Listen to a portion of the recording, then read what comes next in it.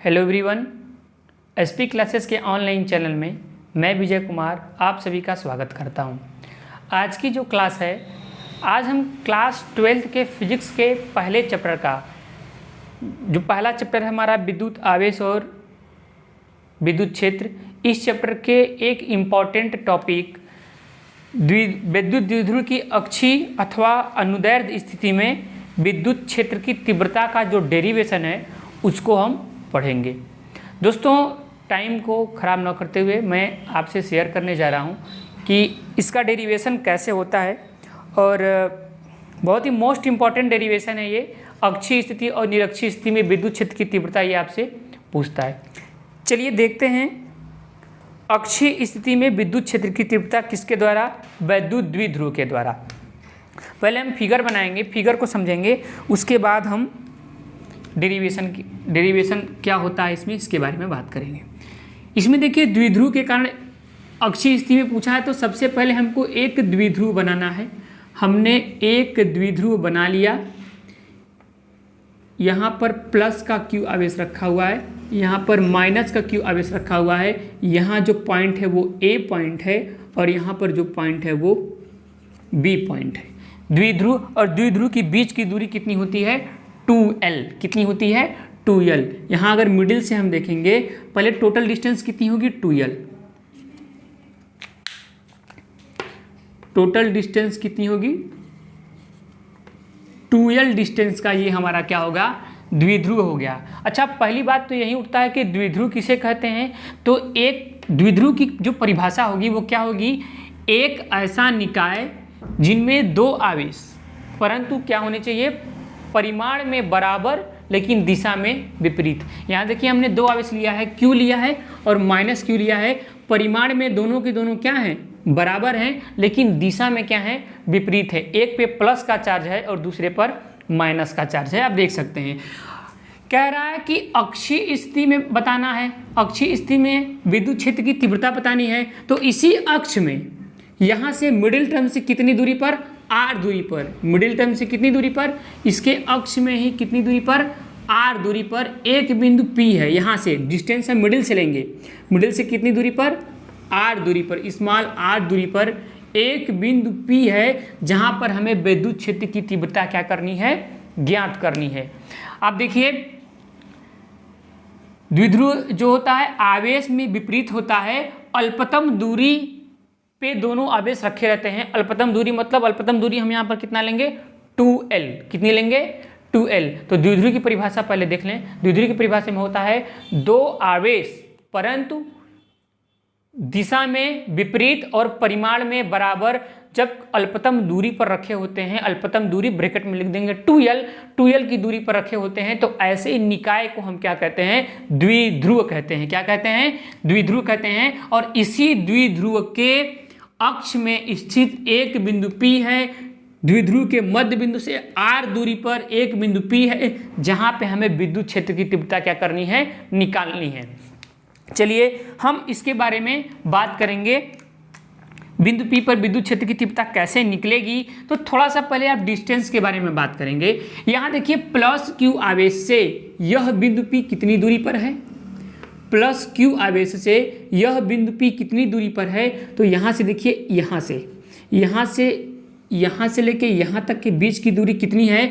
यहाँ से देखिए, आपको यहाँ से लेके यहाँ तक पता है और आपको ये भी पता है कि यह मिडिल में ये L है, 2L है। तो यहाँ से लेके यहाँ तक की दूरी कितनी हो जाएगी? L हो जाएगी। और यहाँ से यहाँ तक कितनी हो जाएगी? L। ठीक, तो आपको इतनी दूरी पता है, आपको टोटल दूरी पता है, आपको इतनी दूरी भी पता है। इतना माइनस कर देंगे तो इतना निकल जाएगा, मतलब R में से L माइनस कर देंगे तो A बिंदु से P बिंदु की दूरी पता चल जाएगी। कितनी हो जाएगी? R minus L। कितनी हो जाएगी? R minus L। मतलब प्लस Q आवेश से बिंदु P के बीच की दूरी या AP बराबर कितना हो जाएगा? R माइनस L हो जाएगा। चलिए आगे बात करते हैं। माइनस Q आवेश से बिंदु P कितनी दूरी पर है? माइनस Q आवेश से आप देखिए यहाँ से लेके मिडिल टर्म को O मान लेते हैं। क्या मान लेते हैं? O। O और P की दूरी कितनी है? O और P की दूरी है R, और आपको P और BP की दूरी चाहिए। यहाँ से R पता है, इसी में L जोड़ दीजिए। तो यहाँ से देखा जाए तो यहाँ से लेकर यहाँ तक के बीच की दूरी है कितनी है? R plus L। कितनी होगी? R plus L। ये हो गई टोटल डिस्टेंस। बिंदु AP की दूरी क्या हो गई और BP की दूरी क्या होगी? मतलब प्लस Q आवेश से बिंदु P की दूरी और माइनस Q आवेश से बिंदु P की दूरी क्या होगी, यह आपने देख लिया। यहाँ पर लिख भी लीजिए। AP बराबर कितना आया है आपका? AP आया है R माइनस L। कितना आया है? R minus L। और BP कितना आया है? BP बराबर कितना आया है? R plus L। R plus L। ये बातें हो गई, डिस्टेंस के बारे में बात हो गई। अब हमें करना क्या है? आप बिंदु P पर आइए और बिंदु P पर एक परीक्षण आवेश रख के देखिए। परीक्षण आवेश मतलब Q आवेश रख के देखेंगे तो क्या यह प्लस वाला इसको क्या करेगा? इसका रिपल्सन करेगा कि इसको अट्रैक्ट करेगा? तो जब समान चार्ज हो जाते हैं तो एक दूसरे को क्या करते हैं? रिपल्सन करते हैं। रिपल्सिव नेचर होता है इनमें। तो आप यहाँ से देख सकते हैं कि यहाँ जो EA लगेगा, EA किधर लगेगा? इधर की ओर लगेगा। EA क्या करेगा? रिपल्सिव फोर्स लगेगा, इसको उधर ढकेलने का काम करेगा। और इसको इग्नोर करिए, और माइनस Q के कारण क्या होगा? माइनस Q आवेश इस P पर क्या काम करेगा? उसको खींचेगा कि उसको ढकेलेगा? तो आप देखिए इसको क्या करेगा? यह खींचेगा, क्योंकि यह प्लस पॉजिटिव नेचर का है, ये निगेटिव नेचर का है।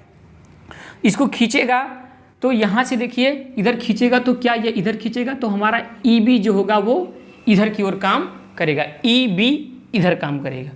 चलिए अब हम बात करेंगे कि प्लस Q आवेश के कारण मतलब EA के कारण बिंदु P पर विद्युत क्षेत्र की तीव्रता क्या होगी। हम बात करेंगे कि EA के कारण विद्युत क्षेत्र की तीव्रता क्या होगी। क्या लिख सकते हैं? यहाँ लिख सकते हैं प्लस Q आवेश के कारण। प्लस Q आवेश के कारण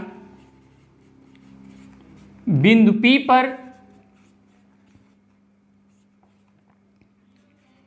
पर विद्युत क्षेत्र की तीव्रता, विद्युत क्षेत्र की तीव्रता क्या होगी? E मान लेते हैं, क्योंकि बिंदु जो प्लस Q है वो A पर रखा हुआ है। ये बराबर आ जाएगा 1/4 pi epsilon naught into Q by R square. देखिए कितना है यहाँ से R स्क्वायर कितना होगा? R क्या है? दोनों आवेशों के बीच की दूरी। यहाँ प्लस और यहाँ जो परीक्षण आवेश रखा होगा P पर, उनके बीच की दूरी है। तो यहाँ R नहीं, यहाँ पर दूरी है, तो क्या लिखेंगे? R माइनस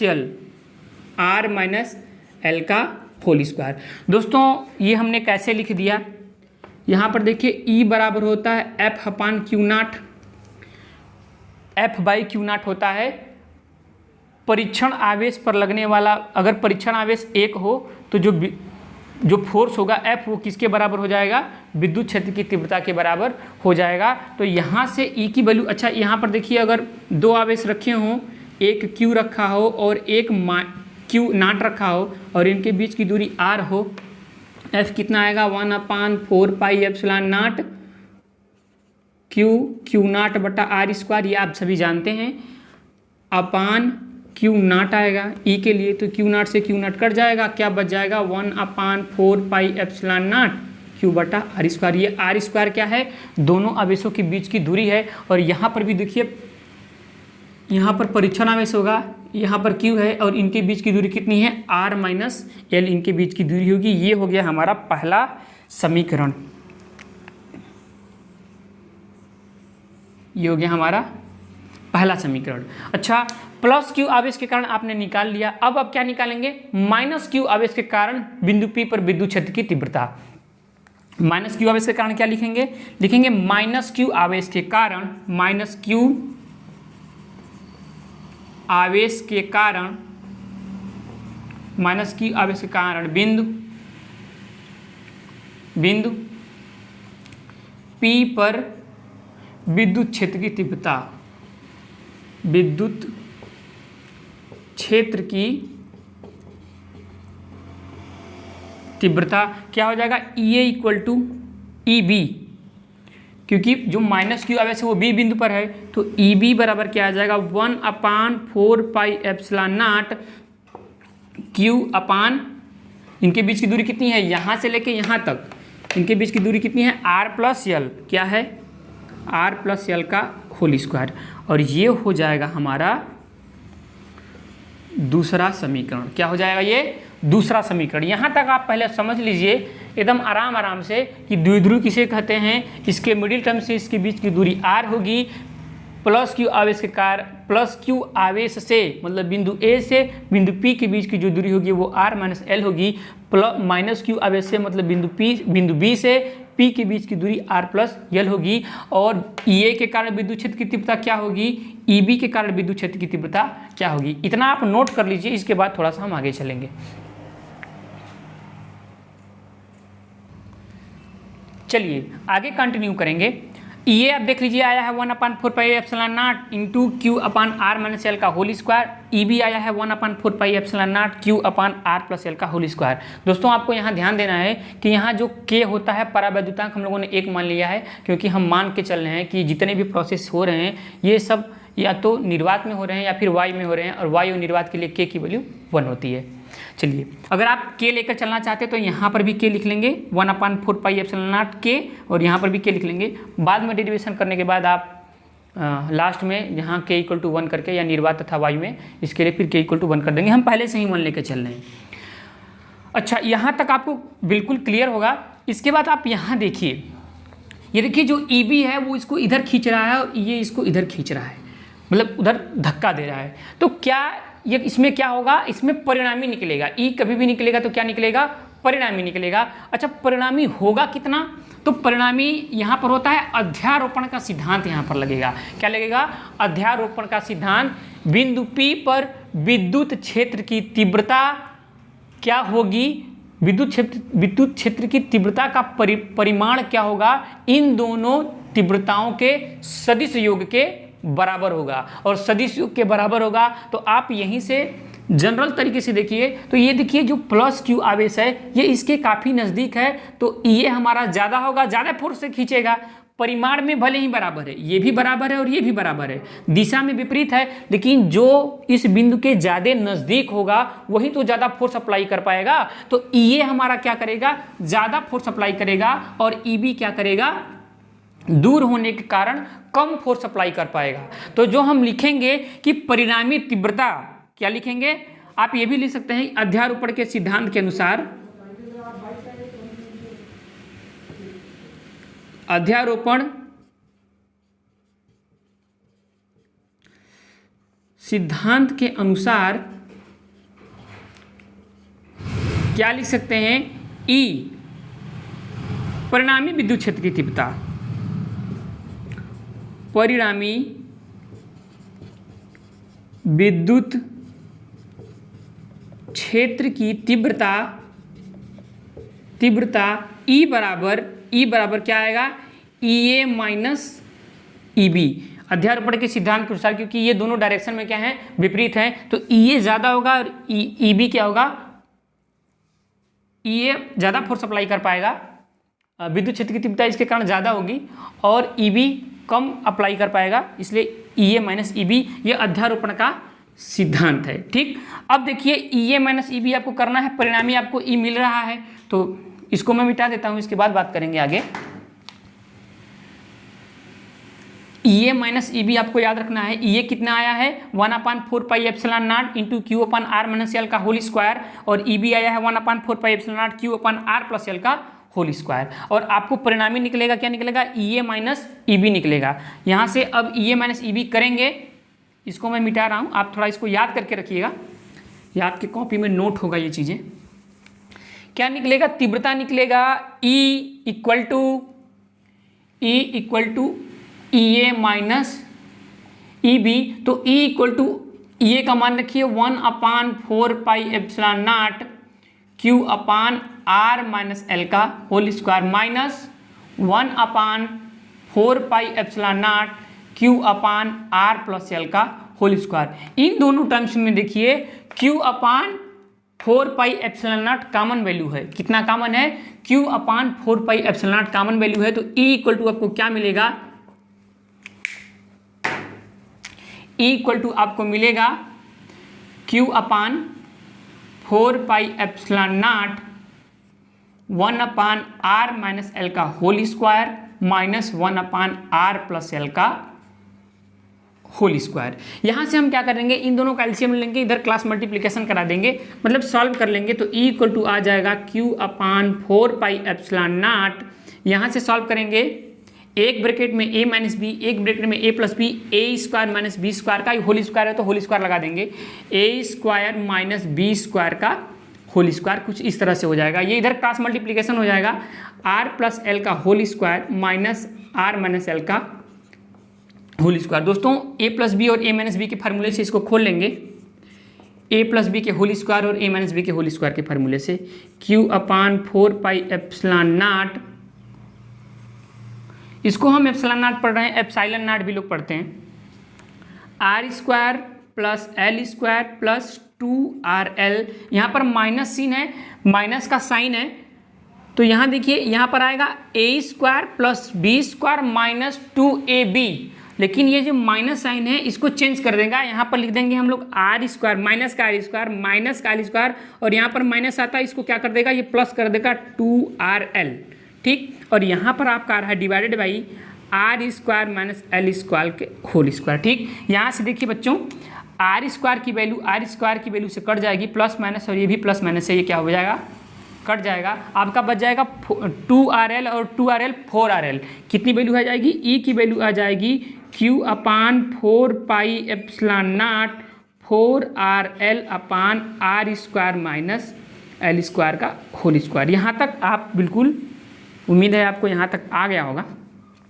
इसके बाद थोड़ा सा यहाँ देखिए, आपको थोड़ा सा यहाँ पर ध्यान देना है, यहाँ पर हमको क्या बनाना है, P बनाना है, क्या बनाना है, P बनाना है। आप P कैसे बना पाएंगे, मतलब विद्युत द्विध्रुव आघूर्ण बनाना है P की वैल्यू, तो P की जो वैल्यू होती है, P बराबर होता है 2QL, कितनी होती है P की वैल्यू, 2QL होती है। तो यहाँ से 2 ले लें, और Q भी है और L भी है, तो हम क्या कर लें, इसको ब्रेक कर सकते हैं। यहाँ देखिए हम सॉल्व कर रहे हैं, E equal to 1 upon 4 pi epsilon naught into, क्या लिख सकते हैं इसको, 2, पहले 2 लिख लें, फिर इंटू का 2 और फिर Q, फिर L और इंटू का R divided by R square minus L square का होल स्क्वायर। यहाँ से देखिए ये जो 2QL है ये क्या हो जाएगा, P हो जाएगा, क्या हो जाएगा, P, विद्युत द्विध्रुव आघूर्ण हो जाएगा। यहाँ तक आप उम्मीद है ये सब नोट कर लिए होंगे, इसको मैं मिटा रहा हूँ और फिर आगे इसके आगे इधर सॉल्व करेंगे। इसको नोट कर लीजिए, फिर इसको इरेज करके सॉल्व करेंगे। चलिए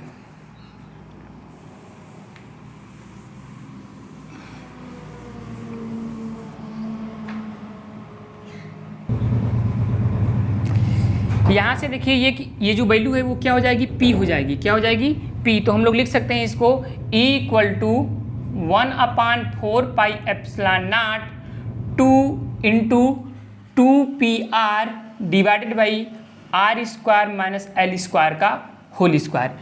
लेकिन थोड़ा सा यहाँ आपको याद क्या करना पड़ेगा, थोड़ा सा सीखना पड़ेगा। ये देखिए ये जो 2L होता है वो क्या होता है, अल्पतम दूरी होती है, क्या होती है, बहुत ही छोटी दूरी होती है।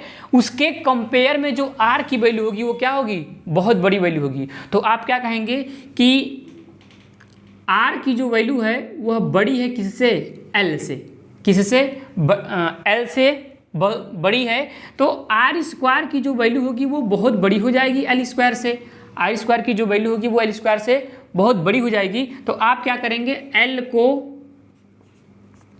क्या कर देंगे, नगण्य मानने पर, नगण्य मानने पर आपको क्या करना है, L को नगण्य मान के चलना है। क्यों, क्योंकि वो जो वैल्यू होगी L की जो वैल्यू हो वो 2L की वैल्यू बहुत छोटी होती है, L की वैल्यू और छोटी होगी और R के कंपेयर में ये बहुत छोटी होगी। जब इसका दोनों का स्क्वायर करेंगे आर स्क्वायर और एल स्क्वायर, तो एल स्क्वायर की वैल्यू और छोटी हो जाएगी as compared to R square. तो आप एल स्क्वायर की वैल्यू को क्या कर देंगे, नगण्य मान लेंगे। नगण्य मानने पर आप क्या करेंगे, एल स्क्वायर यहाँ से हटा देंगे। तो क्या आ जाएगा, E इक्वल टू आ जाएगा 1 upon 4 pi epsilon naught 2PR divided by R square है, आर स्क्वायर और यहाँ पर हो जाएगा स्क्वायर, क्योंकि एल स्क्वायर आप हटा देंगे तो आर स्क्वायर का स्क्वायर करेंगे, यहाँ पर क्या हो जाएगा 4, पावर कितना हो जाएगा 4। यहाँ पर मैं लिख दे रहा हूँ R पावर 4, आर पावर 4 तो ये कैंसिल आउट हो जाएगा, एक आर से एक आर कट जाएगा, यहाँ आर पावर 3 बच जाएगा। आपका क्या बचेगा, E equal to final answer होगा ये 1/4 पाई एप्सिलॉन नॉट